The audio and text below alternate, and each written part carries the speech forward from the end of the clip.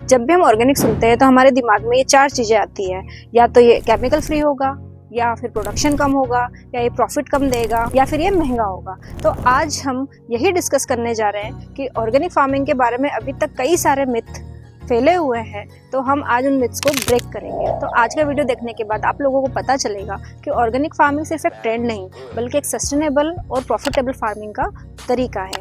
पहला मिथ जो organic farming के बारे में है लोगों को, वो ये है कि इसमें कोई केमिकल नहीं डाला जाता या कोई फर्टिलाइजर नहीं डाला जाता, ये सीधा बीज जमीन में बो दिया जाता है और वो अपने आप होता है। तो ऐसा नहीं है, इसमें भी फर्टिलाइजर्स और कीटनाशक यूज़ होते हैं जो कि केमिकल नहीं होते हैं, वो नेचुरल होते हैं और बायोलॉजिकली बनाए जाते हैं। जैसे कि हमारे खेत पे हम लोग जीवामृत यूज़ करते हैं। जीवामृत से ये होता है कि मिट्टी के अंदर जो माइक्रो ऑर्गेनिज्म होते हैं नेचुरली प्रेजेंट, उनकी संख्या बढ़ती है और वो मिट्टी की क्वालिटी को इम्प्रूव करते हैं। फिर आ गया वर्मी कंपोस्ट। तो वर्मी कंपोस्ट केचुओं से बनी हुई खाद होती है, उससे आपकी क्वालिटी भी बढ़ती है मिट्टी की और आपके प्लांट की ग्रोथ भी बढ़ती है। फिर आप यूज़ कर सकते हैं नीम केक। तो नीम केक से क्या होता है, ये कीटनाशक होता है, तो केमिकल स्प्रे की जगह आप नीम ऑयल और नीम केक वगैरह यूज़ कर सकते हैं जो आपकी फसल को बीमारियों से बचाता है। फिर अगला मिथ ये आता है कि लोगों को लगता है ऑर्गेनिक फार्मिंग में हमेशा ही कम यील्ड होती है।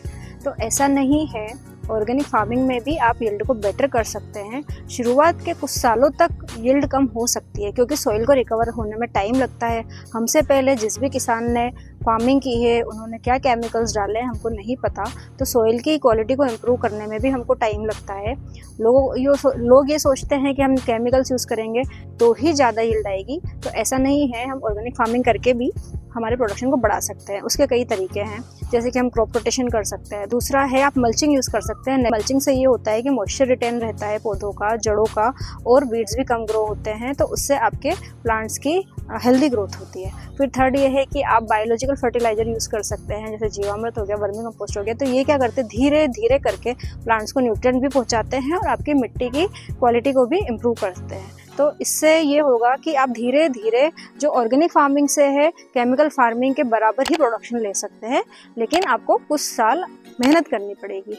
तो ऑर्गेनिक फार्मिंग का सबसे बड़ा मिथ ये है कि ऑर्गेनिक फार्मिंग से ग्रो हुई सब्जियां महंगी होती है। पर कभी आपने सोचा है कि ऐसा क्यों होता है?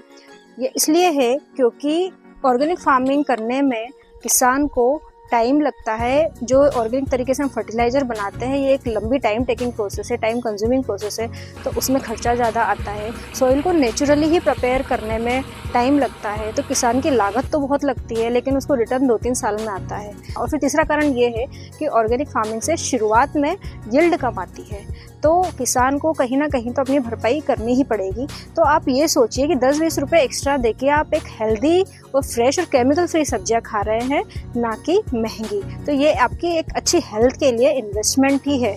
तो आप ये ना सोच के कि ये महंगी सब्जी है, आप इसको ये सोचिए कि वैल्यू फॉर मनी सब्जियां हैं। फिर चौथा मिसकंसेप्शन ये है कि लोग सोचते हैं ऑर्गेनिक फार्मिंग स्केलेबल नहीं है। तो ऐसा नहीं है, लोगों को लगता है कि बड़े बड़े ऑर्गेनिक फार्म नहीं हो सकते हैं, केवल छोटे से स्केल पे ही हम ऑर्गेनिक फार्मिंग कर सकते हैं। तो ऐसा नहीं है। आज की डेट में बड़े बड़े जो रिलायंस हो गए, पतंजलि हो गया, ITC हो गया, ये सब भी ऑर्गेनिक फार्मिंग को प्रमोट कर रहे हैं। तो अगर आपने अच्छे से प्लानिंग की है, अच्छे से क्रॉप सिलेक्शन किया है और सही स्ट्रेटेजी से आप जा रहे हैं, तो आप बड़े स्केल पे भी ऑर्गेनिक फार्मिंग कर सकते हैं। तो दोस्तों ये थे ऑर्गेनिक फार्मिंग के बारे में कुछ कॉमन मिथ जो आज हमने तोड़ दिए हैं। तो अगर आपको भी ऑर्गेनिक फार्मिंग करना है तो आप अपना कदम बढ़ाइए ऑर्गेनिक फार्मिंग की तरफ, और इसके बारे में जो भी जानकारी चाहिए आप कमेंट सेक्शन में ज़रूर पूछ सकते हैं हमसे। और आप भी ऑर्गेनिक सब्जियां उगाइए और खाइए। अगर आपको हमारे वीडियोस अच्छे लगते हैं तो प्लीज़ लाइक कीजिए, शेयर कीजिए, हमारे चैनल को सब्सक्राइब कीजिए।